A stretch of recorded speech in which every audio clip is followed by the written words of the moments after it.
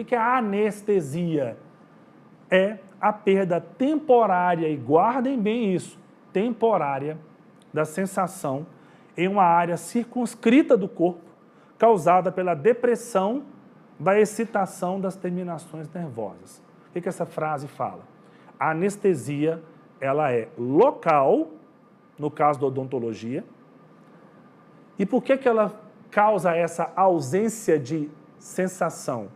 Porque ela bloqueia a excitação das terminações nervosas, tá? Que causa, no final, o bloqueio da condução do nervo. Quer dizer, se para o meu cérebro entender que a minha mão está doendo, eu preciso de um cabo que passe da minha mão até o cérebro, se eu bloqueio esse cabo, meu cérebro para de entender como que minha mão está doendo. É o que você faz hoje na odontologia, né? Você bloqueia um ramo nervoso que te permite trabalhar na região da boca do paciente sem que o cérebro interprete o que está acontecendo, tá bom? Então esse é o conceito de anestesia. Você corta o caminho que estava sendo conduzido à dor, tá? Só que o seu paciente pode reclamar de anestesia mesmo sem você ter anestesiado ele, pasme, porque trauma mecânico, temperatura baixa, anóxia, outros agentes neurolíticos, tipo o álcool, ou outros anestésicos podem causar a sensação de anestesia. Mas o mais importante é, somente os bloqueios transitórios e reversíveis são aplicáveis na prática clínica. Então você tem que causar uma anestesia, mas ela tem que ser reversível e ela tem que ser transitória, quer dizer, controlada.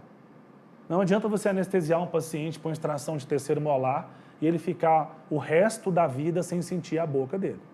Isso não é desejável. Isso é uma intercorrência cirúrgica, né? Não é desejável, tá? E lembrando, como eu falei na aula 1 desse módulo, que a condução desse impulso nervoso tem uma condição sine qua non. O sódio tem que transitar pela membrana da célula. Se você conhece uma maneira de bloquear o trânsito de sódio, você venceu, você anestesiou o paciente. E isso é feito por um bloqueio de canal de sódio por um anestésico local. E é essa a mágica do anestésico local. Bloqueia canais de sódio, tá? Causando, então, um bloqueio da condução do impulso nervoso.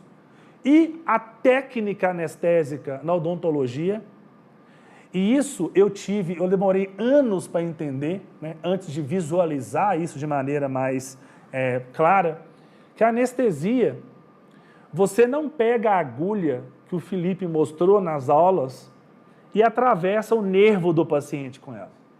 Você não anestesia o nervo em cima do nervo. Você não deve atravessar o nervo com a agulha, que isso vai causar uma lesão no nervo. O que você faz? Você encharca os tecidos periféricos ao nervo com anestésico local. E é importante você saber disso, que isso vai explicar um pouco por que as moléculas de anestésico locais, elas têm que ter uma bipolaridade em termos de personalidade. Elas têm que lidar bem com os tecidos aquosos ali, né? O interstício tecidual, que é muito aquoso para se difundir, mas tem que, de maneira paradoxal também, atravessar uma membrana extremamente hidrofóbica de mielina, que é o nervo. Então, o anestésico, olha que interessante, ele tem que ter uma característica anfipática de transitar em água, mas também penetrar em barreiras de gordura, que eu expliquei para você lá no neurônio, que tem a bainha de mielina, que isola os neurônios. Então, para o anestésico poder bloquear o canal de sódio, tem que caminhar pelo tecido que eu mostrei para vocês no slide, o encharcamento do tecido pelo anestésico local. E como o Felipe disse também na aula dele, dos módulos anteriores, que quando você toca o paciente, ele sente o toque, mas ele não sente a dor quando está anestesiado. Por quê? Porque esse encharcamento do nervo pelo anestésico local, ele vai ser muito eficaz Se a sua técnica anestésica for precisa, tendo como base o conhecimento prévio de anatomia, para você maximizar a deposição desse anestésico local o mais perto possível do nervo.